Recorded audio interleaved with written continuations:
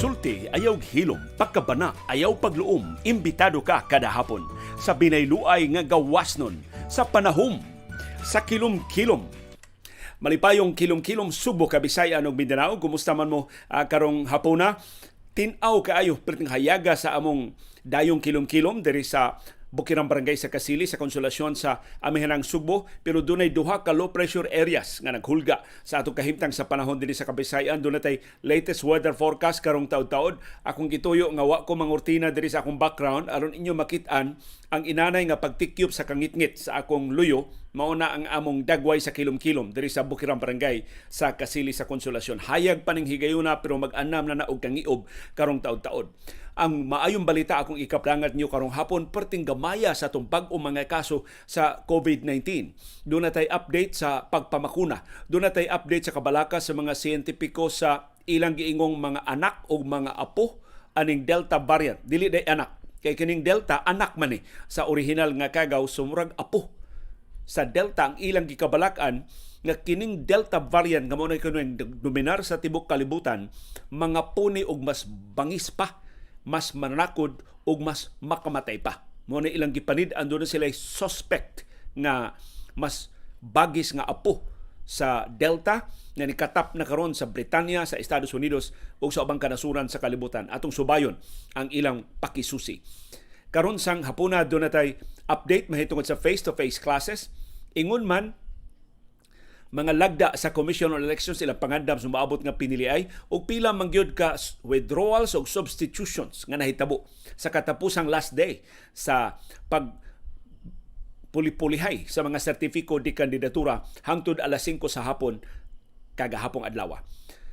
Karon sang hapuna doon natay nindot nga mensahe ni Pope Francis para sa mga kabus.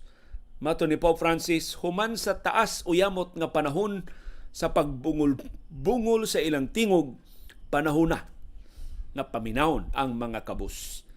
Ug doon na resulta sa mga duwa sa National Basketball Association. But the best news is, available na ang atong 2022 Lion Tiger calendars nga maging pagkapatik sa Limtong Press sa tanan nato nga mga pick-up stations. So mahimo na mo kamunta ng winner sa kalendaryo, bisan asa nga pick-up station ang inyong gipili, makubra na ninyo ang inyong mga kalendaryo. Ang Yule's General Merchandise nakakuha na sa mga kalendaryo gikan sa Limtong Press karong adlaw. Nahatod na sab sa Limtong Press sa mga kalendaryo sa Gaysa Lumactan, sa Wow Travel and More sa siyudad sa Lapu-Lapu, ingon man sa Wow Travel and More sa J Center Mall sa siyudad sa Mandaue. Nga hapong adlaw nahatod na diri sa Wow Travel and More sa Imol o ingon man sa Wow Travel and More sa Robinsons sa Fuente. Og nag-una adto pang Sabado ang mga kalendaryo nahatod na sa Cafe Berry sa Insular Square diri sa Barangay Tabuk sa siyudad sa Mandaue. So mao na ang atong mga pick-up stations. Wa na lang mo i-appeal ang ABS-CBN kay wa man mi kapananghid sa management, kinahanglan pa mi magsuwat sa management dito sa Manila. Una ta katugutan. So ari lang ni diri sa ang mga anchors, amo na lang palihugod ang mga gwardiya adto na lang mo ibutang ang mga kalendaryo para sa mga CBA TV anchors sa ilang share sa mga kalendaryo. Pero daghang kayong salamat sa Lion Tiger ni Sir Ramon Dakay, daghang salamat ni Sir Manny Limtong sa Limtong Press, daghang salamat ni Sir Yul Julia sa Yule's General Merchandise. By the way, ang Yule's General Merchandise, tiyaling masaypan ninyo, ako lang tong convenient ba kayo nga paagi asa dapit ang Yule's General Merchandise. Ingon ako luyo sa Talisay City Hall, na dili gid luyo, mga 2 blocks away. Layo pa nagikan sa luyo sa Talisay City Hall. Ang exact address gyud maybe mas makatultol ang taga-siyudad sa Talisay. Tapad siya sa Base Water Subdivision diya sa Barangay Mohon sa siyudad sa Talisay. Mao na ang kanang daan padung sa Crocolandia kay magatuan magud sa Big Crocolandia niadto sa Abli pa. Ambot igablihan na bang Crocolandia karon sa pagbenos na sa mga kaso sa COVID-19 sa siyudad sa Talisay. So available na tanang mga winner sa kalendaryo, kubrahan ninyo. Ang deadline sa pagkubra sa mga kalendaryo, December 12, ang katapusang Domingo, dayong Pasko. December 12. Kaya ang among tuyo, katong dili ka kubra sa ilang kalendaryo, sugod December 12, amo nang ipanghatag og lain So i-forfeit na namo ang tanang winners nga di ka kubra silang kalendaryo by December 12, among i-forfeit aron atong mahatag og lain sa di pa matapos ang tuig. Aron nga makapahimuslan unsa may kapuslanan sa kalendaryo liwas na sinulog, mahatag ngadto sa mga recipients. So muna atong tuyo. So paspasan namo kada programa, magsige na may upang hatag o mga kalendaryo mo na akong pamalihog sa kauban ng mga anchors sa Sibya TV. So congratulations sa mga winners. Maibalita, makubra na ninyo ang inyong mga kalendaryo sa bisan asa mga pick-up stations nga kinadulan, kinasayunan ninyong atuon. Karon ari na ta sa atong updates sa kahimtang sa panahon. Kay tayo pamangit, mutan-aw ko sa inyong mga messages kay nadisgrasya ko ganina buntag pagkiat ni CB, natamakan niyang akong laptop, nawa tas kahanginan. On air pamantialita. Magsige na kong tanaw sa kong signal kung napabadihay green. Kay ni kumpiyansa ko kaganina sa akong ka-excited sa paghatag o mga balita ninyo mautong na part 1, part 2. Pero dito sa Sky Fiber. Karon green kayo ang signal sa Sky Fiber. Salamat si Ronnie Pasio o kaubanan sa Sky Fiber. Nindot at tuyhad ang atong signal karong hapon sa Sky Fiber. Naatiman na taon tingalin nila ang ilang trouble diri sa among bahin sa Konsolasyon. So maayong hapon sa tanan. Palihog ingnako kung doon ay problema ang atong signal, kung dili na mo makaklaro sa atong tingog or sa atong video aron makahimo ta og mga technical adjustments. Kita-kita lang kay inato ra man ang atong broadcast. Matod sa Pag-asa, dunay duha ka low pressure areas nga naa karon sa Mindanao. Ang usa nakasud na sa Philippine Area of Responsibility, mao na ang duol sa hinatuan sa Surigao del Sur. Gamay kaayo ang kahigayunan mahimong bagyo kining LPA nga nabantayan gahapon pa. Shallow, mabawra kining maong low pressure area. Posible nga mopaduol nig jutay sa Eastern Visayas, diri sa east sa Leyte ug Samar area ug ingon man sa Caraga region. Pero gamay ra ang kahigayunan nga mahimo siyang bagyo. Samtang ang ikaduhang LPA naapagawa sa Philippine Area of Responsibility. Nahimutang siya 1,500 kilometers sa silangan nga bahin sa Mindanao. Ug base sab sa analysis sa Pag-asa, sa mosunod nga 24 oras makasud siya sa PAR, pero gamay ra sab ang kahigayunan nga mamahimo siyang bagyo. Pero kining mga low pressure areas na embedded na ni karon sa Intertropical Convergence Zone, mao nang mas didako ang kahigayunan sa pag-uwan-uwan dinhi sa ato sa Subo, sa tibuok Kabisayan, sa tibuok Mindanao ug sa Palawan, ang western portion sa Pilipinas. Aritas makalipayng balita gikan sa Central Office sa Department of Health. Wa nakaabot usa ka libo ang atong bag-o mga kaso sa COVID-19. 849 ang bag-o mga kaso sa COVID-19. Mao ni kinaubsan nga ihap sa bag-o mga kaso sukad Disyembre 28 sa niaging tuig. Kay timan ang Disyembre last year mo'y kinaubsan nato mga kaso dinhi sa Subo ug sa tibuok Pilipinas. So last time nga nag less than 1,000 ta was December 28, 2020. Dulan usa ka tuig na ang nilabay. Hinaot ato pag yung mapaubsan ang ato mga kaso sa umaabot nga mga adlaw. Ang positivity rate 3.2%, 3.2% na lang ang atong positivity rate. Mausab ni kinaubsan sukad Abril 5 sa niaging tuig. Grabe ha. Since April 5, 2020, og mo ni second lowest sukad nakakat-unta og PCR testing. Kay before COVID-19 wa man ta kahibaw aning PCR testing. Sukad ta nakamontar og atong kaugalingong kahimanan sa PCR testing, mao ni second lowest ang 3.2%. As kang ninduta ining balita. Pasabot nagbalampuso na ta sa pagbadlong sa tinakdanay, pero di lang gyud una ta mo kumpiyansa. Kay dunay paniid ang Okta Research Group. Kini pagsulbong sa mga kaso dito sa Europa, labi na sa Britanya, kasagaran na igo ang mga bata nga school aids. Sa ato pa, gagmay nga mga bata nga unvaccinated, wa pa mabakunahi. So gikuyawan ng Okta, mausab ni simbakulayo na to, mahitabo din sa ato. Kay gipagawas na mungod abot sa sinasud sa bakukang sa kadagkuan sa Interagency Task Force, giahat nila o pagawas ang mga bata sa mga shopping malls. without realizing nga ang mga bata nga gipagawas kadto nagpangidorog 11 paubos, wa pay proteksyon, wa pay bisan gamay na lang nga panagang batok sa COVID-19 kay wa pa man sila bakuna.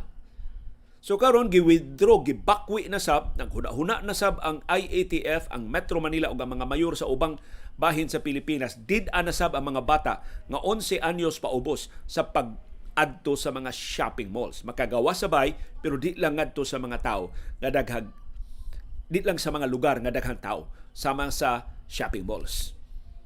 So mao na karon ang gikabalak-an nga tinubdan sa laing pagsulbong sa mga kaso. In fact, nisulbong ang mga kaso dito sa Europa.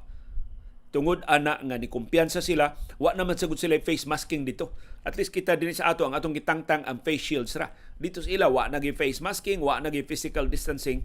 Ato lang gyud gihapon una nang ipabilin og conscious ta na mo-observe sa minimum health protocols sa face masking og physical distancing aron nga maminusan gyud ang tinakdanay dili mosulbong pagbalik ang atong bag-o mga kaso sa COVID-19. Pamakuna, maimbalita, kapin 1.3 milyones ka doses sa Moderna nga hinimo sa Estados Unidos ang gideliver sa Pilipinas ganinang buntag. Gipalit ni sa nasudnong gobyerno nitugpa sa Ninoy Aquino International Airport Terminal 1 alas 9:40 ganinang buntag. Kining bag-ong ikumpra nga Moderna vaccines. Sa ato pa, ang kinatibuk-an karong inventaryo sa bakuna sa Pilipinas niabot nag 124 milyones ka doses. Perti naginagana. Wa nagitay rason nga numalangay ta sa pagpamakuna.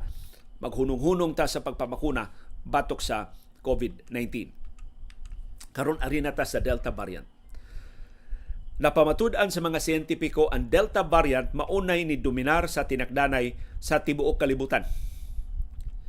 99% kapin sa tinakdanay sa tanang kanasuran sa kalibutan except Africa. Delta variant na maoy nakatakod. Apil na din sa ato sa Pilipinas. Ang kabalaka karon sa mga siyentipiko nga dunay mga puh ang Delta variant.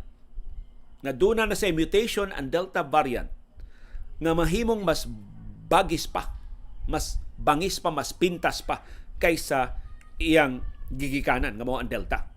Ngano gani nga ang Delta mao ini dominar kay siya maoy mas mananakod ug dunay ebidensya nga mas makamatay. Dili siya makamatay per se nga mas bagis ang iyang kagaw kundi mas daghan. Mas taas ang iyang viral load nga bisan boksidor di pareha ka kusog og kumo ni Manny Pacquiao pero ang iyang kumo mas daghan pas kang Manny. Tiyaw mo na 1,200 1,200 times more ang iyang viral load kaysa original nga kagaw sa COVID-19. So mura ni Manny Pacquiao nga imbis mo sumbag ra og ka pila may 1,200 times. Musumbag ra ka usa, kini musumbag og ka 1,200. So dili siya sama kabangis pero kulatado jud ka tungod sa kadaghan siyang sukmag.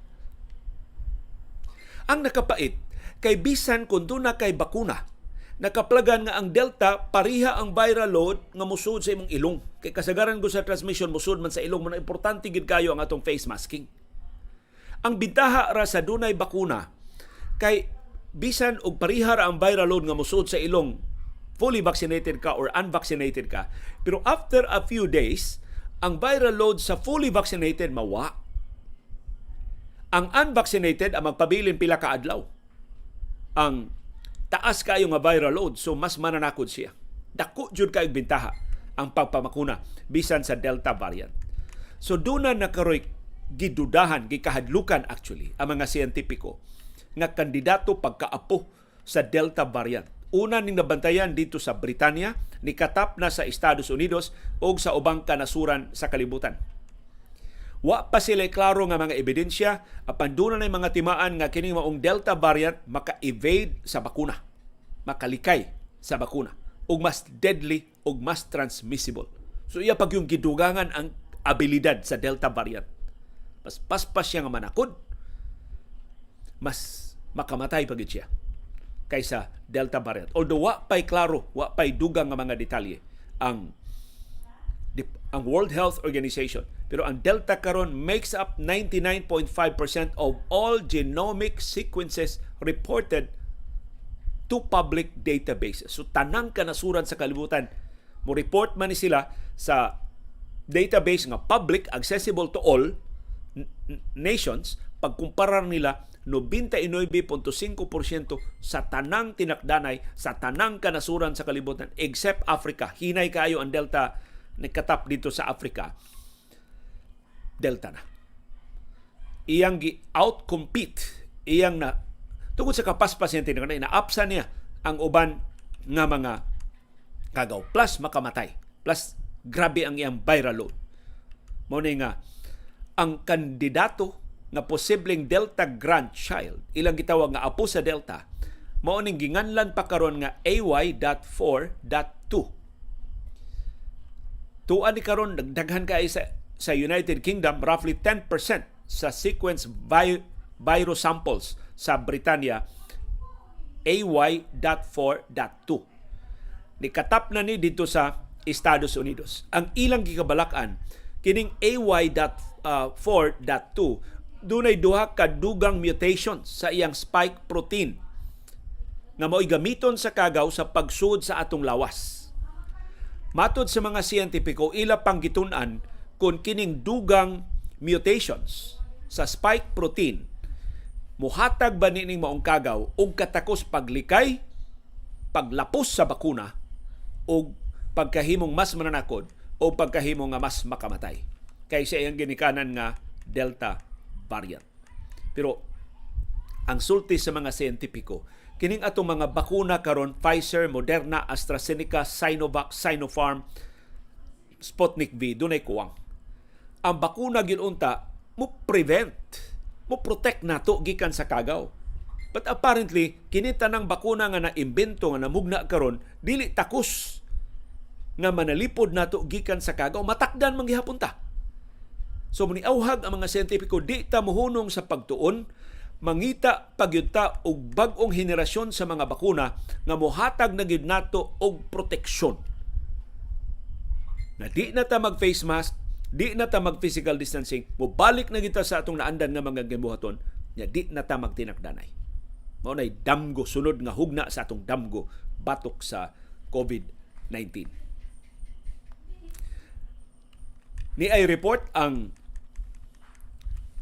Cebu Port Authority, pinagi siyang General Manager si Leonilo Mule, di na requirement ang face shield sa mga pantalan sa Subo. Nauwahin na, pero sagdi lang. Mo nagingon better late than later. Ang Bohol karon pa sa Bolibcas sa ilang requirements sa face shield, sagdi lang. Naniguro lang to sila, di sila makasabaan sa Department of Interior and Local Governments, although last week ra niingon ang DILG legal ang mga mayor nga molibkas na sa mandatory requirements sa mga face shields. Ang di maimbalita og ato ning pangandaman dito sa Europa. Gireport sa World Health Organization karong adlaw, dulan 2 ka milyon ka bag-ong mga kaso sa COVID-19 ang nisulbong dito sa Europa sa niaging semana. Mao ni kinadaghanan sa tibok Europa sukad pagsugod sa pandemya. Sa ato pa, mas daghan ang mga kaso ron dito sa Europa sa niaging semana kaysa kinatibukan sa pandemya. Bisan ni atong nisulbong pag-ayo ang mga kaso diya sa Italia, sa Pransya, sa Espanya, o sa Inglaterra, o sa mga kanasuran. Karon, mao'y kinadaghanan na sulbong sa bag-o mga kaso. Mainly, tungod kay ang Eastern Europe, way bakuna. Minus kay bakuna, murag ato. Ang Western Europe, daghang bakuna pero gihukasan na ang katawan gikan sa proteksyon. Wa na'y face masking, wa na'y physical distancing. Mao na'y hinungdan, nagkombinar ang duha, ang unvaccinated o ang fully vaccinated nga bahin sa Europa. Ni kumpiyansa, sulbong ang ilang bag-o mga kaso sa COVID-19. Karong adlaw na protesta ang mga healthcare workers sa hawanan sa Senado kay nagpadayon ang Senado pagtuki sa budget para sa sunod tuig. Ni demanda ang mga healthcare workers og dugang gahin para sa mas daghang mga benepisyo sa mga nagrisgo gyud sa ilang kahimsog ug sa ilang kinabuhi sa pagluwas sa katawhan gikan sa COVID-19. Og tan-awa sa kung loyo, nagsugod na ang kilom-kilom. ni kisdom na. Dili ni kisdom sa may tawagan. Ni aup na. Ni aup na ang kahayag sa akong luyo o inanay na nga nibanos ang kangiob sa kahayag. So mao na ni ang kilom-kilom ang panag-ilog sa kangit-ngit sa kagabion o sa kahayag sa hapit na manamilit nga adlaw. Ang maayong balita, ang tanang pilot schools dito sa Zambales moabli na para sa face-to-face classes og mga adlaw. Nganuman, kadtong mga magtutudlo nga nagpositibo sa COVID-19 antigen tests, nagnegatibo sa follow-up nga PCR tests. Ambot nganong ang Departamento sa Edukasyon wa gyud matambagi sa Department of Health ay nalagi intawon mo gamit anang antigen tests. Kay kanang antigen test daghan kay ng false negative o false positive. Kuyaw na mahinom pabilos tinaknanay. Ari na lang ta sa PCR testing. Total man ang support sa mga local government units ug sa Department of Health sa atong face-to-face classes. Pipila raman ni ka-eskwelahan ang gipili man ni pag-ayo mga eskwelahan na mapahigayon og face-to-face classes. So mag-PCR testing na lang ta. Kakuyaw negatibo sa antigen test nyo, positibo di ay. O di matakdan ang mga bata, si manirado na sa tagbalik sa atong mga eskwelahan. So leksyon sa atong mga local government units. Ang Commission on Elections di pahibaw dunay napo ka mga kandidato o kandidata nga ni-substitute sa national elective posts sa 2022 national elections. Samtang kinatibuk ang 15 sab ka mga kandidato o kandidata voluntaryong ni-withdraw sa ilang mga sertipiko di kandidatura sa kinatibuk-an nga higayon gihatag sa Commission on Elections para sa withdrawal o substitution. Gikan sa Oktubre 9 hangtod sa Nobyembre 15. Pipila sa labing inila nga mga withdrawals o substitutions, mao silang Senador Bongo ni withdraw sa pagka Vice Presidente o nidagan sa pagka Presidente. Senador Bato de la Rosa ni withdraw sa iyang COC sa pagka Presidente. Laing ni withdraw si Noli de Castro. Nibakwi siyang kandidatura sa pagka senador adto pang Oktubre 13. Gipulihan siya ni Joseph Jopet Sison. Lain pa gyud nga ni substitute sa wa mailhi nga mga placeholders katong klaro kaayong gipadagan lang aron nga substitutan si Davao City Mayor Sara Duterte Carpio ni puli ni Lyle Uy sa pagka Vice Presidente.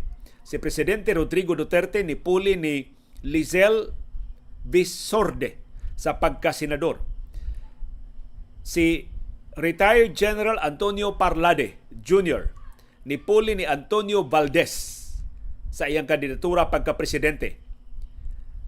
Ang kani-hefe sa PNP, si Guillermo Eleazar, ni dagan pagka-senador, iyang gipulihan si Paulo Capino sa pagka-senador. Kanhi Presidential Spokesperson Harry Roque, ni puli ni Paulo Martilino sa People's Reform Party, ang PRP, ni anhing Miriam Defensor Santiago. Niangkon si COMELEC spokesperson James Jimenez ni sulbong gyud pag-ayo ang gidaghanon sa mga substitution o sa mga withdrawals sa national posts kaysa nangayong mga eleksyon dili ingon ini kadaghan o dili ingon ini ka inila ang mga nang withdraw o ang mga ni substitute. Of course, exception si Presidente Rodrigo Duterte ang labing inila nga ni substitute sa niaging pinili ay sa 2016. Pero ni ay lehitimo kaing concern ang watchdog sa eleksyon, ang kontradaya. Ang iyang pangu nga si Danilo Arao, kining kontradaya mo ni tigbantay sa COMELEC, mo ni tigsusi sa code nga mo govern sa mga vote counting machines, so ba na diha maniobraha, dako kay ni kapuslan ang kontradaya kay mga IT man mga high-tech ning grupuha. Pero ang obserbasyon sila pangu si Danilo Arao, balido kaayo, matod niya. Naalarma sila nga si Presidente Rodrigo Duterte nga dunay gahom sa pagtudlo sa sunod nga mga komisyonado sa COMELEC sa 2022 nidagan sa pagka-senador. Muna niingon ang kontradaya, what little assurance we have of an independent COMELEC gets thrown out of the window. Wa na'y nahibilin na kumpiyansa nila na tarong ning COMELEC. Kay timan Bago lang gitudlo ni Presidente Duterte ang ikapito nga komisyonado. As of today, mayoriya sa mga commissioner sa COMELEC iyan ang mga appointees. By February next year, mo retire ang chairman sa COMELEC, si Sheriff Abbas, mo retire ang duha ka mga senior commissioners sa COMELEC. So tuto ka mga bakanting katungdanan sa COMELEC Pebrero sa sunod tuig. Pila na lang kabuan sa di pang pinili ay sa Mayo 9. So magtudlo si Presidente Duterte og bagong chairman, magtudlo pag siya duha ka komisyonado. So ang tanan nga mga komisyonado sa COMELEC iya na ni Presidente Rodrigo Duterte. Unsa may tarong pinili ay atong mapaabot og COMELEC nga ang appointing power ni dagan sa unsa ulang pagkadili bias ng ilang appointing power ni dagan man. So, wa gid ka-realize ba si Presidente Rodrigo Duterte sa kakiwaw nga iyang namugna ining iyang pagpamugos sa iyang kandidatura aron ang pagpanalipod siyang kaugalingon gikan sa International Criminal Court. Nakaron dunay bag-ong gitudlo si Presidente Duterte nga mahistrado sa Korte Suprema. Dugay na ni siyang gilaktawan. Finally, natudlo na gid siya si Maidas Marquez. Maunay bag-ong mahistrado sa Korte Suprema. Siya mopuli ni Justice Edgardo de los Santos kinsa ni retiro adto pang Hunyo karong tuiga. Pero kining atong kaluod sa politika, mabawi og jutay ining nindot kaayong mensahe sa usas sa mga magpapili pagka-presidente sa sunod tuig. Si Vice Presidente Leni Robredo, talagsaon ning iyang gipasugdahan nga kampanya. Ako curious ko, kasustinihan ba ni Vice President Leni Robredo? Pero kung magbalampuson siya ini, this would be remarkable and historic first. Kay mao ni labing unang higigisuwayan ni sa usa ka national campaign. Unsay auhag ni Vice Presidente Leni Robredo ngadto sa katawhang Pilipinon. Iyang giauhag kadtong dunay panagsungi o dunay panaglahi og mga baruganan uban sa ilang mga higala o sa ilang mga paryente tungod sa ilang politikanhon nga baruganan to start making amends. Pakig-uli na mo. Hiluta ang inyong mga relasyon. Dili mo angay nga mag-away, dili mo angay nga magkasungi, dili mo angay nga magbuwag tungod lang sa inyong mga political affiliations. Kay matod ni Vice Presidente Leni Robredo, masakitan gyud ang mga tao bisag unsa pa ang ilang politikanhon nga mga pagtuo. So atong dawaton nga dili gyud ta magkayusa. Atong dawaton nga dili gyud man nagsama ang atong mga panghuna-huna. So mo ni ang usas mga nindot kaayong mantra or motto or sumbanan sa kampanya ni Vice Presidente Leni Robredo. Ako curious kung maniid iya ba ning masustinihan sa umaabot pa nga mga adlaw. Ang iyang pag-ingon, sayon ra kaayo ang makiglalis. Sayon ra kaayo ang makig-away. Mas lisod ang pagsabot. Mas lisod ang pagpaminaw sa sukwahi ng mga opinyon. Mas lisod ang paggakos og sukwahi nga baruganan. Mas radikal ang magmahal. Kasustinhan ba na ni Vice Presidente Leni Robredo? Kung iyan ang kasustinhan o iyan ang maparehistro ngadto sa kinabag-an sa atong katawhan, kadako niyag tampo sa pag-upgrade sa quality sa political discourse ining nasura.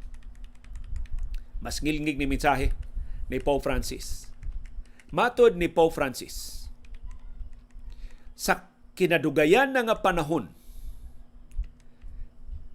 wa nato paminawa atong gibungol-bungulan ang mga kabus. Busan ingon ang Santo Papa, it is time that the poor be given back their voice because for too long their requests have remained unheard. Ang ilang mga hangyo, ang ilang mga pangilaba, wa nato paminawa, wa nato tumana, wa nato patalinghugi. Panahon na nga atong ihatag pagbalik sa mga kabus ang ilang tingog. Unsaon mo na labing dakong pagutana. Pero kanindot anang mga pamukaw bitaw stanlag ni Pope Francis. ug aron di kay bugat yung buot sa pagpaminaw sa atong mga balita. Ania ang resulta sa mga duwa sa National Basketball Association karong adlaw. Pildi na sab ang Los Angeles Lakers, daog ang Chicago Bulls 121, Lakers 103. Sa ikasiyam sunod-sunod nga daog, ang Phoenix Suns ni pildi sa ilang host Minnesota Timberwolves 99-96. Miami Heat gipanguluhan ni Tyler Hero nga dunay 26 puntos, ni daog batok sa Oklahoma City Thunder 103-90. Ang Dallas Mavericks ni pildi sa ilang bisita ang Denver Nuggets 111-101. Ilang giputol ang 5 kasunod-sunod nga daog sa Nuggets. Si Trae Young mao inangu sa kadaugan sa Atlanta Hawks batok sa ilang bisita Orlando Magic 129-111. Ang Memphis Grizzlies niputol sa ilang tuto ka sunod-sunod nga pildi, ilang lubong ang Houston Rockets 136-102. Samtang ang New York Knicks ni daog batok sa ilang bisita nga Indiana Pacers 92-84. Ang Sacramento Kings niputol silang 4 kasunod-sunod nga pildi og nidaog batok sa Detroit Pistons 129-107. Samtang si Jason Tatum ni score og 23 puntos aron pagpangu sa Boston Celtics sa kadaugan batok sa Cleveland Cavaliers 98-92. Ang Washington Wizards nidaog batok sa ilang bisita nga New Orleans Pelicans 105-102. Ang Portland Trail Blazers nidaog batok sa Toronto Raptors 118-113. Og sa di pa ko malimot tan-awa sa akong luyo, wa na. Ngiob na gyud og nahingpit na gyud ang kilom-kilom. Busa manamilit na ko ninyo karong hapuna, pero sa di pa aniya ang atong mga winners sa atong mga kalendaryo. Ang atong mga mananaog sa atong mga kalendaryo, atong ila-ilahon karong hapuna og ato silang pahalipayan sa ilang kanunay nga pagpaminaw o pagsunod o pagtan-aw sa atong mga programa. Congratulations! Doon na kay kalendaryo, Sylvia Villegas. Napasayloha, di na ko katimaan sa tanangan nga akong gipangbasa kung na doble, na kaduha, katulon na ako mabasa ang inyong antiman, usara ka kalendaryo ang inyong madaog. So ayaw na mong kubra og dugang. Usara ka kalendaryo ang ihatag ninyo. Congratulations, Sylvia Villegas. Congratulations, John Robillar. Doon na kay kalendaryo. Congratulations, Nick Justo.